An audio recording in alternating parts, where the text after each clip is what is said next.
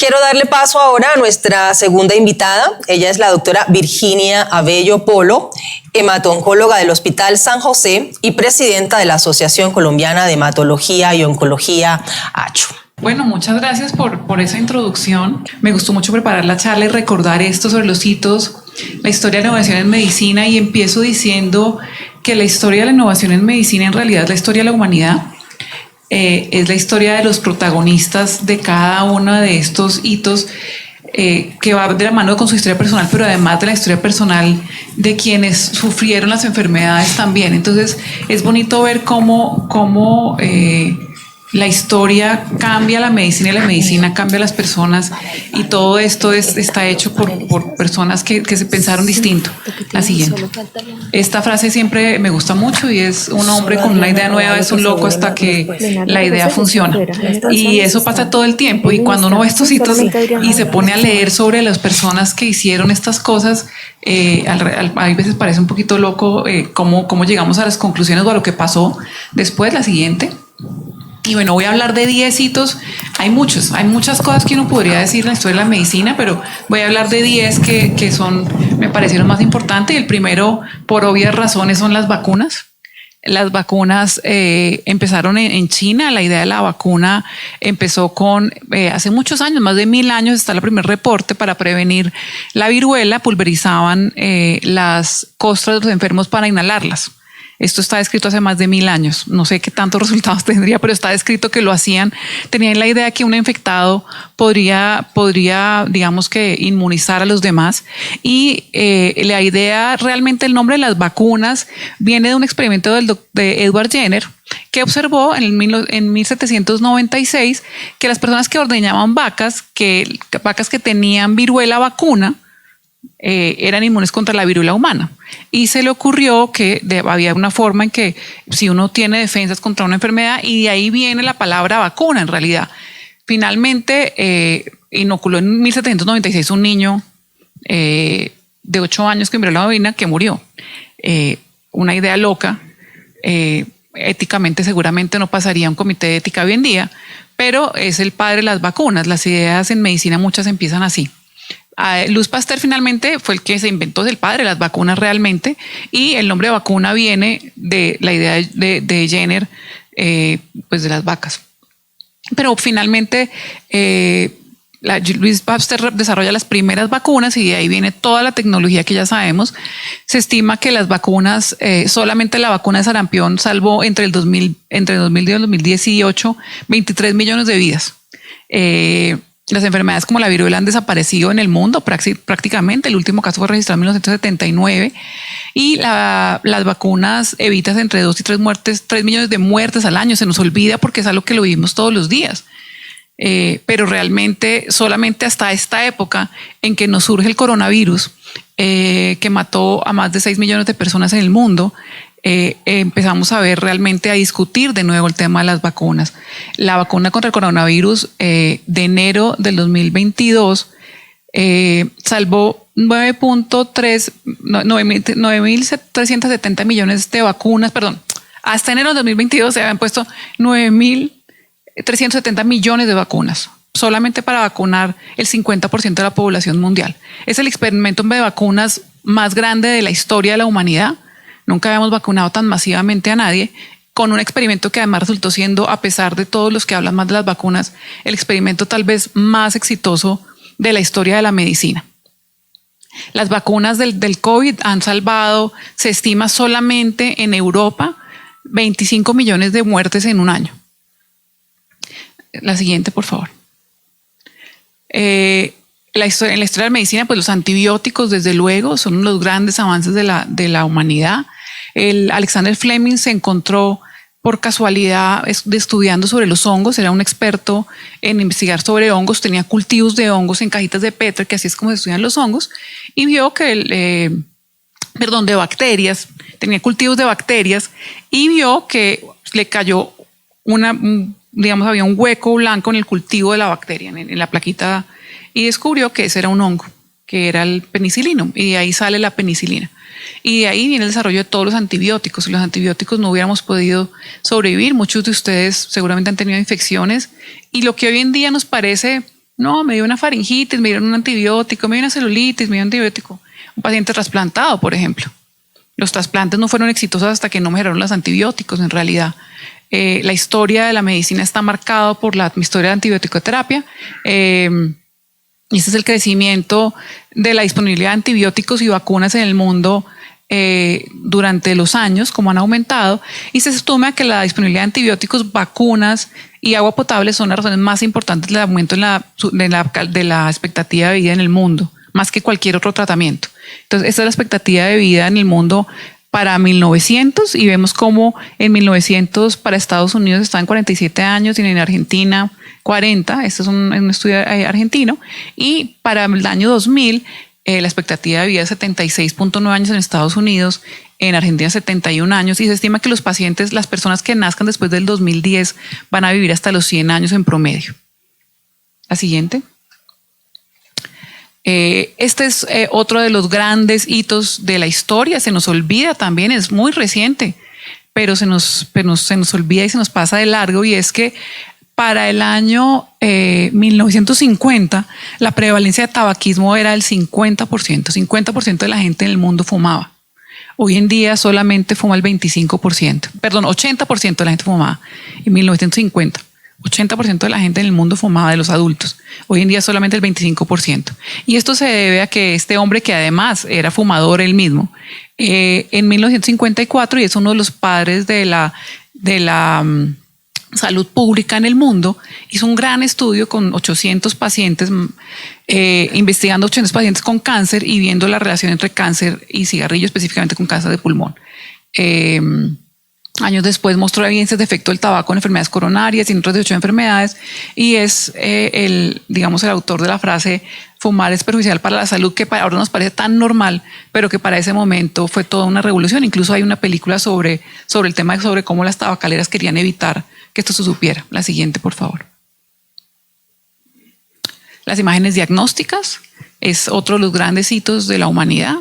En el año 1895, el doctor Wilhelm Conrad Röntgen, haciendo un experimento con rayos catódicos y ampollas de vidrio al vacío, se dio cuenta que si ponía su mano podía ver sus huesos. Y es el origen de las imágenes diagnósticas. Aquí hay una descripción que me encontré muy bonita de 1896 de un escritor bogotano, Ángel Cuervo, hermano de Rufino Cuervo, que se fue a París de vacaciones y se encontró con este gran descubrimiento, y describe cómo, maravillado, cómo estos rayos permiten ver a través de la piel y adentro de los seres humanos, y esto cambió la historia para siempre. También hoy en día nos parece súper normal que hagamos una placa de tórax y podamos ver los infiltrados cuando uno tiene una neumonía, en el COVID, por ejemplo. O obviamente todos los pacientes con cáncer, estoy segura que todos ustedes, cualquiera que tenga linfoma, le han hecho unos tags. Y esto nace de acá y es uno de los grandes hitos de la humanidad. La siguiente. Hoy en día, entonces, esto cambió para siempre el ejercicio de medicina, permitiendo ver por dentro y mirar lo que está pasando. Y de ahí vienen, por ejemplo, importantísimo para ustedes, los TACs y las resonancias, que cambiaron la forma como hacemos las cosas. Los pacientes con linfoma, como tú, por ejemplo, hace unos años, no tantos años, por ahí a principios del siglo XX, cuando tenían un linfoma, tenían que hacerle cirugía al paciente para ver si tenían el abdomen. El único tratamiento era radioterapia, entonces tenían que hacer cirugía y no tenían cómo verlo con TACs. Entonces hacían cirugía, abrían y estadificaban con una cirugía, con la laparoscopia, para decidir si irradiaban arriba y abajo del diafragma. De ahí viene la estadificación 4. Tiene que ver con cómo hacían las cosas, a ver si había que irradiar aquí o dónde había que irradiar, porque el tratamiento era la radioterapia. Y entre más irradiaba, peor le iba a la gente. Y hoy en día, pues el PET, que es un examen maravilloso que nos permite no solamente ver dónde hay masas y cuáles están vivas y cuáles están muertas, y es un examen de vital importancia para muchos tumores que tratamos hoy en día. La siguiente. Los avances en la cirugía, desde luego, todo lo que ha avanzado la cirugía en la historia de la humanidad, no podríamos hacer mucho. Muchos de aquí se salvaron. No sé si han visto la película que se llama El Médico, y cómo la mamá se murió de dolor de costado. Eso era una apendicitis. ¿Cuántos de nosotros, a mí no me han operado el apéndice, pero cuántos de ustedes los han operado del apéndice y les salvaron la vida? Hoy nos parece la cirugía más boba del mundo. Es una soberana tontada, pero eso mataba a la gente por montones en alguna época de la vida. Hoy en día tenemos todos los avances de la medicina, de la cirugía, neurocirugía, microcirugía, cirugía vascular, cirugía robótica, que hace que la vida de los pacientes sea completamente distinta. La siguiente.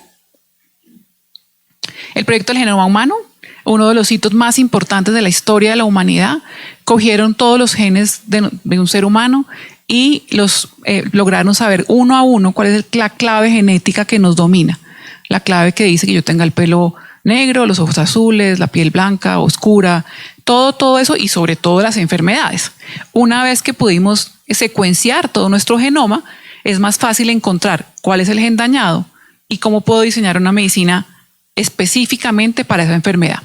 Del proyecto del genoma humano sale muchísimo de lo que estamos viviendo, y increíblemente, cuando pensábamos que ya todo estaba descubierto, resulta que en el 2022 finalmente hacen un anuncio diciendo que lograron ahora sí codificar toda la secuencia. Nos faltaba el 8%, no lo habían podido codificar no porque no supieran que estuviera, sino porque no teníamos la tecnología para hacerlo. Esto lo han dicho muchas veces. Yo debo decir que finalmente se acabó el proyecto de genoma, finalmente se acabó. Vamos a ver si esta sí es la vencida. 30.000 genes organizados en 23 grupos de cromosomas que están en el núcleo de cada uno de nosotros. Cada uno de nuestros genes, cada una de nuestras células tiene esos 23 cromosomas adentro con toda nuestra información. Y mucho de lo que pasa en el cáncer viene de ahí. Cada vez que una célula se replica y tiene que pasar toda esa información de una a la otra, si algo queda mal, puede que esa célula ya no es la misma, no se comporta igual. Y ya no sabe cuándo tiene que morirse, ya no sabe qué tanto tiene que crecer, ya no sabe que tiene que quedarse ahí donde está y se puede ir a otros sitios. Medicina personalizada viene de esto, precisamente de empezar a entender cuáles genes determinan cada enfermedad. La siguiente, por favor. El diagnóstico molecular viene de la mano de esto, lo puse al lado porque viene de la mano de esto, y es en la medida en que conocemos los genes, conocemos también los genes de cada enfermedad y nos permite detectar cómo rápidamente poder saber qué enfermedad tenemos, cuáles son las mutaciones que nos marcan, y esto cada día se ha usado mucho para infecciones. Imagínense el mundo sin PCR en la época de pandemia. Pudimos hacer lo que hicimos porque teníamos la PCR y detectar rápidamente los enfermos, aislarlos, y todas las medidas que se tomaron es porque tenemos estos avances. No se nos olvida que están ahí, pero es uno de los grandes hitos de la humanidad. Pues son pruebas muy rápidas, muy sensibles y sobre todo muy específicas. Si yo encuentro el gen de algo, eso con seguridad es. La siguiente, por favor. Y de la mano del diagnóstico molecular, me imagino que aquí hay pacientes con leucemia mieloide crónica. Entonces, esto que hemos visto es la historia de la evolución de la genética metida en la medicina. Y la leucemia mieloide crónica es el ejemplo perfecto de esto. Para el año 1960 apenas, estos dos doctores citogenetistas, descubrieron que todos los pacientes con leucemia mieloide crónica tenían un cromosoma que era más corto que todos los demás. Ellos vivían en Filadelfia, lo llamaron cromosoma Filadelfia. En realidad no sabían qué pasaba ahí, ¿cierto? Una doctora muy juiciosa, no me salió la foto acá, que es Ana Jan Rowley, en 1973, además, una mamá, que es muy bonita la historia, dice cómo llegaba a su casa y extendía los cariotipos sobre la mesa del comedor mientras sus hijos jugaban alrededor. Se puso a la tarea de mirar uno por uno todos los genes y fue la que descubrió que ese cromosoma chiquito que estaban viendo era un pedacito del cromosoma 22 que quedaba más cortico al pasarle a una de sus partes al cromosoma 9. Y la unión del cromosoma 9 con el 22 es lo que da precisamente el cromosoma Filadelfia. Y de ahí viene todo el desarrollo de secuenciar cuál es ese gen, qué es lo que está pasando ahí, cuáles son los genes que están alterados, y llegar a la conclusión de que se clona el BCR-ABL, se descubre el imatinib, que es una medicina dirigida específicamente y es uno de los hitos de la medicina que viene de la mano de todo lo que hemos estado hablando. La siguiente, por favor. Y el diagnóstico molecular precisamente nos permite a esos pacientes con leucemia mieloide crónica hacerles PCR y saber cómo va la respuesta de su enfermedad. Antes solo teníamos las células leucémicas que las veíamos en la sangre, y poco a poco hemos ido viendo tan poco hasta que nos queda tan poquita enfermedad que podemos decir en algunos pacientes podemos suspender. La siguiente, por favor. La siguiente.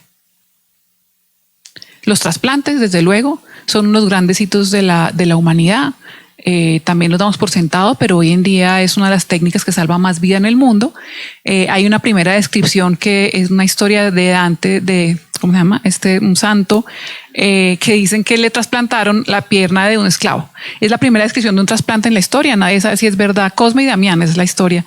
Nadie sabe si es verdad o es solo un mito, pero es la primera descripción en la historia. Ahí estaba la foto. En 1906, Matthew Halburn publica el primer trasplante realizado en un ser humano.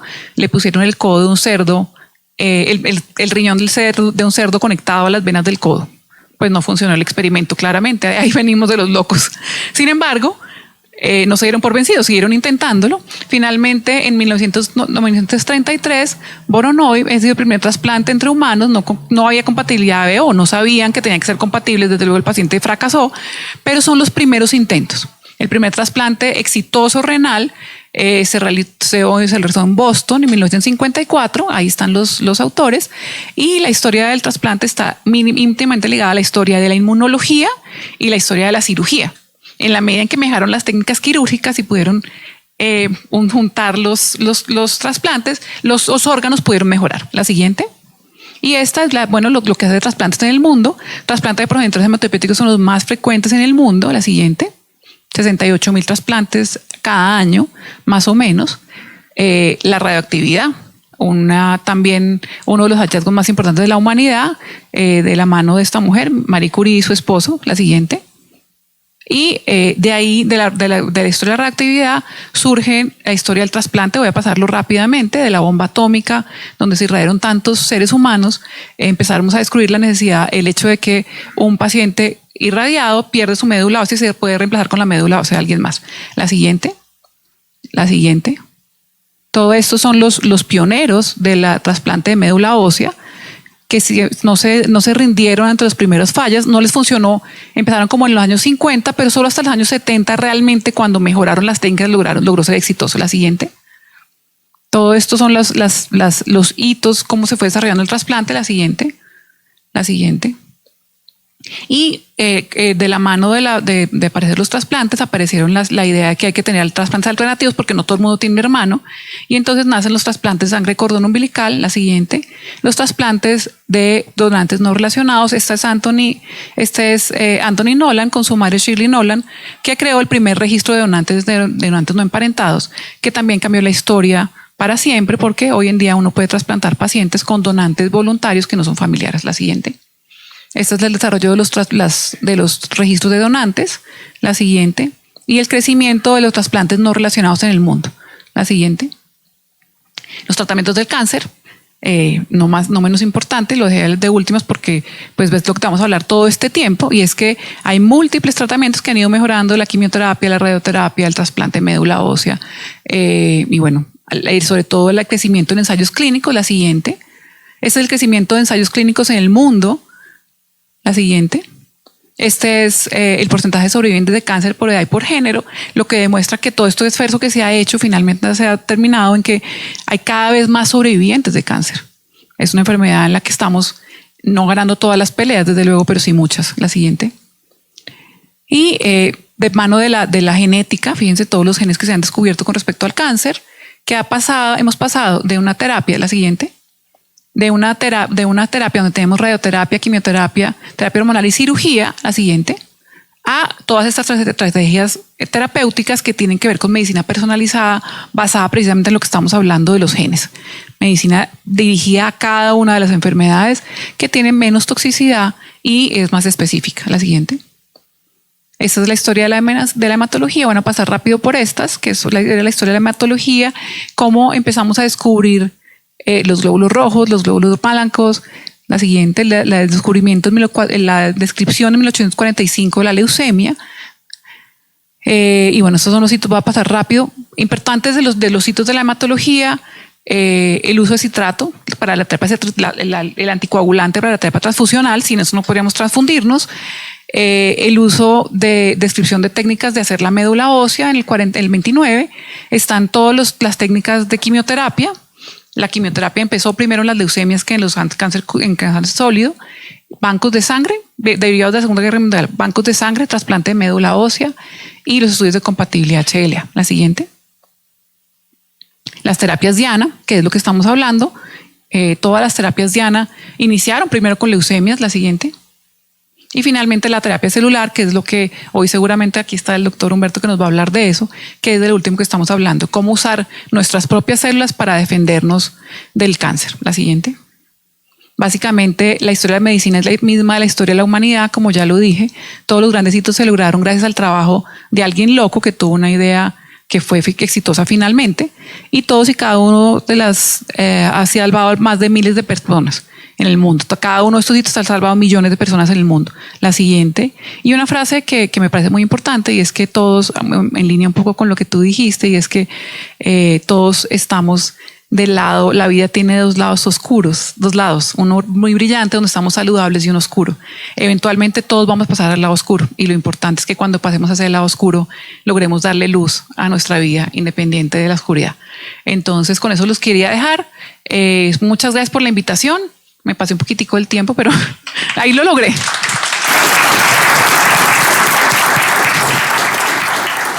Gracias, doctora Virginia.